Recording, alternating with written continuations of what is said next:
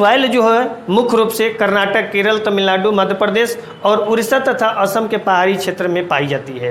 यानी आप ये देखिएगा कि कर्नाटक, केरल, तमिलनाडु, मध्य प्रदेश और उड़ीसा तथा असम के पहाड़ी क्षेत्रों में इस तरह की मिट्टी पाई जाती है और इस तरह के सॉइल पाए जाते हैं।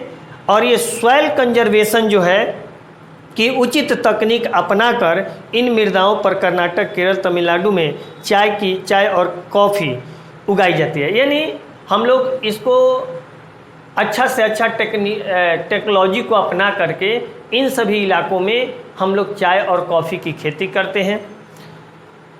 तमिलनाडु, आंध्र प्रदेश और केरल की लाल लेटेराइट जो रेड लेटेराइट सॉइल जो है काजू की फसल के लिए अत्यधिक उपयुक्त है। यानी लेटेराइट सॉइल में भी जो रेड लेटेराइट सॉइल है वो काजू की खेती के लिए सबसे प्रसिद्ध है और ख़ास तौर से तमिलनाडु में इसकी खेती की जाती है, काजू की खेती की जाती है। वैसे लेटेराइट सॉइल जो है वो एग्रीकल्चर के लायक नहीं होता है, इसको उसके लायक बनाया जाता है ह्यूमन बीइंग के द्वारा, मानव के द्वारा। वहाँ जो मानव निवास करते हैं वो लोग उसको उसके लायक बनाते हैं, तभी जाकर के उस पर खेती की जाती है।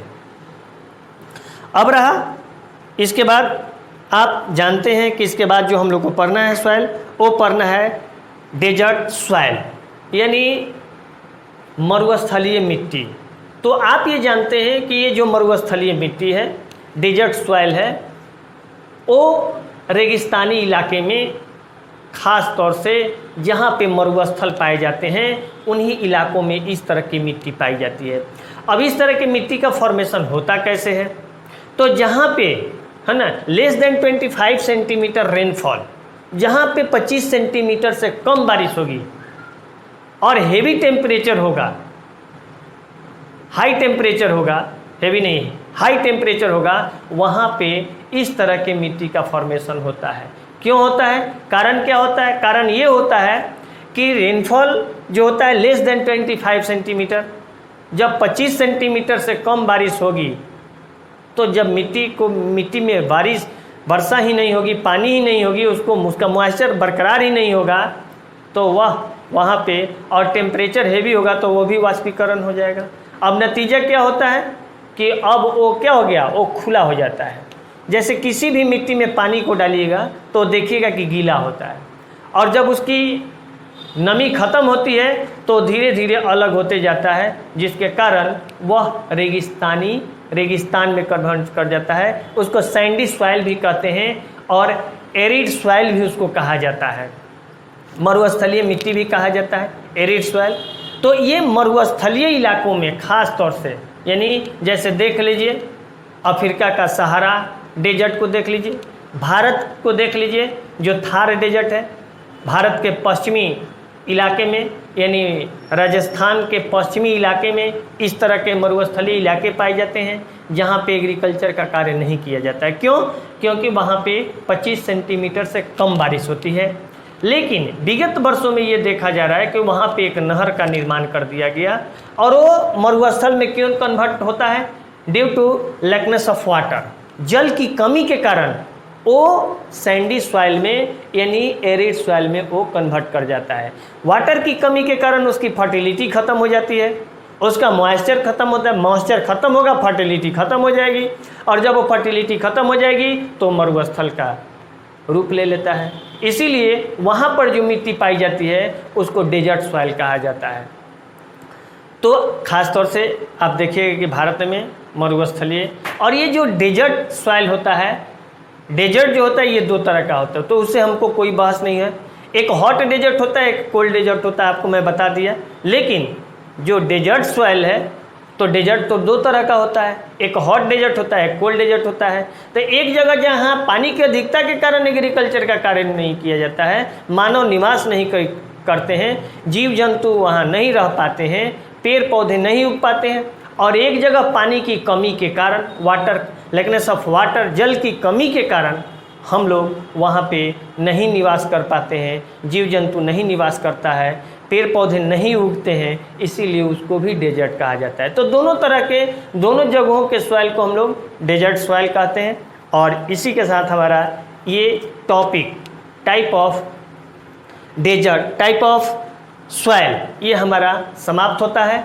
और इसके बाद हमें जो पढ़ना है, इसमें एक टॉपिक और है जो पढ़ना है हम लोगों को, वन मृदा और मृदा अपर्दन और संरक्षण। यानी कि जो सॉइल है, ये सॉइल अपर्दन यानी कि सॉइल इरोजन, ये मिट्टी का कटाव पढ़ना है। तो आप ये जानते हैं वन मृदा नहीं, फॉरेस्ट सॉइल, ये भी आप जानते हैं फॉरेस्ट सॉइल, एक टाइप और है फॉरेस्ट सॉइल।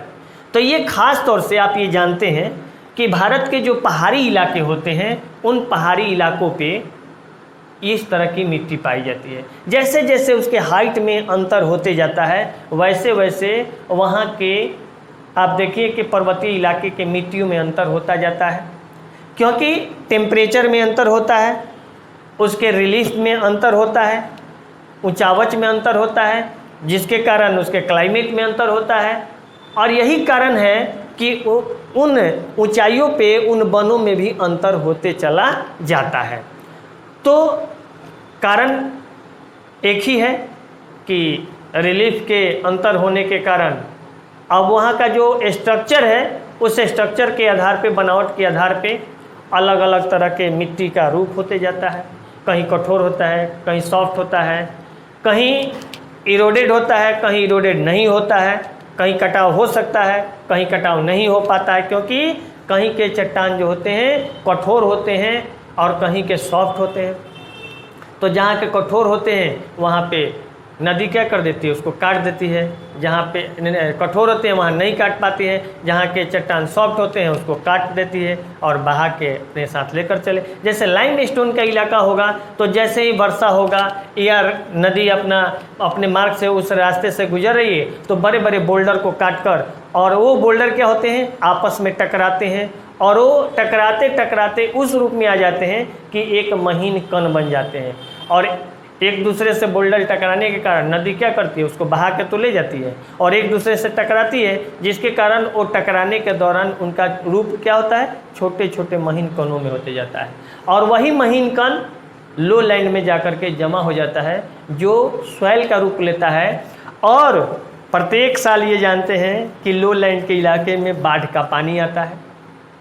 तो जब ये बाढ़ का पानी आता है तो निश्चित ही तौर पे आप ये जान लीजिए, जब बाढ़ का पानी आएगा तो वहाँ एक न्यू सॉइल का फॉर्मेशन होता है, जिसको हम लोग खादर बोलते हैं।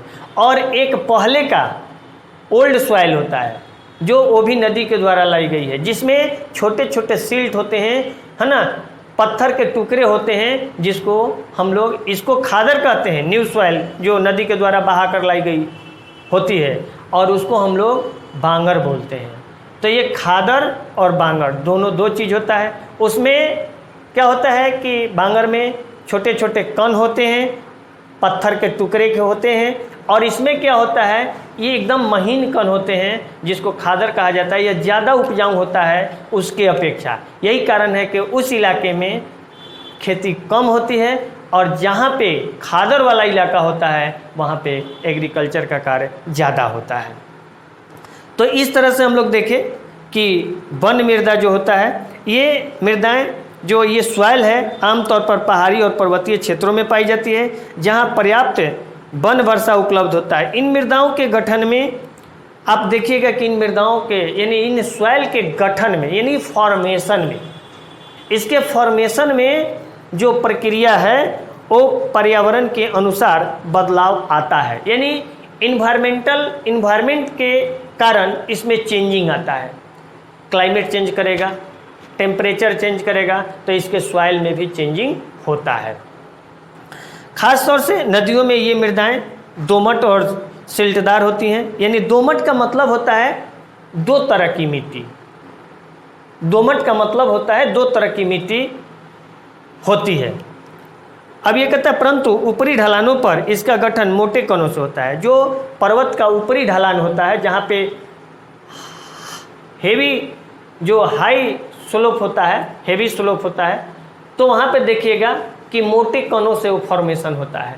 वहाँ की मिट्टी जो होती है मोटे कणों से उसका फॉर्मेशन होता है। हिमालय के हिमच्छादित क्षेत्रों में इन मृदाओं का बहुत अपर्दन होता है। हिमालय की हिमच्छादित यानी ग्लेशियर वाले इलाके में देखिएगा कि ये बहुत ही, है ना, ये क्या होता है, इरोजन होता है। अपर्दन मतलब कि इरोजन होता है। और ये अधिशिलिक यानी एसिडिक तथा ह्यूमस रहित होती है। यानी इसमें ह्यूमस रहित और सहित, ह्यूमस रहित का मतलब कि ह्यूमस की मात्रा कम होती है। ठीक है। साथ ही साथ नदी घाटियों के निचले क्षेत्रों विशेषकर नदी सोपानों और जलोढ़ पंखों आदि में ये मृदाएं उपजाऊ होती हैं। यानी विशेषकर नदी सोपानों, नदी का जो सोपान चलता है, सोपान ए, सोपान बी, सोपान सी, सोपान डी, सोपान ई, कई नाम हैं। तो ये जो चलता है इन इलाकों में जलोढ़ पंखों आदि में ये मृदाएं उपजाऊ होती हैं। तो वो वहाँ पे उपजाऊ हो जाती है। कारण है कि अब वो पहाड़ और पठार का हिस्सा जो था वो टूट कर छोटे छोटे महीन कणों में और कई तरह के इलाके से नदी चलती है तो उसके साथ मिला कर लाती है। तो क्या होता है, मैदानी इलाके में चले जाते हैं। यानी पहाड़ के ढलानों पे नीचे जो हम लोग बॉटम कहते हैं, बॉटम वाले इलाके में वो आ करके जमा हो जाता है, जिसके कारण वहाँ पे खेती अच्छे ढंग से होती है। तो ये हमारा अब मृदाओं का जो ये अपर्दन होता है, तो अपर्दन के कई दूत होते हैं। जैसे एयर होता है, रेनफॉल होता है, रिवर होती है,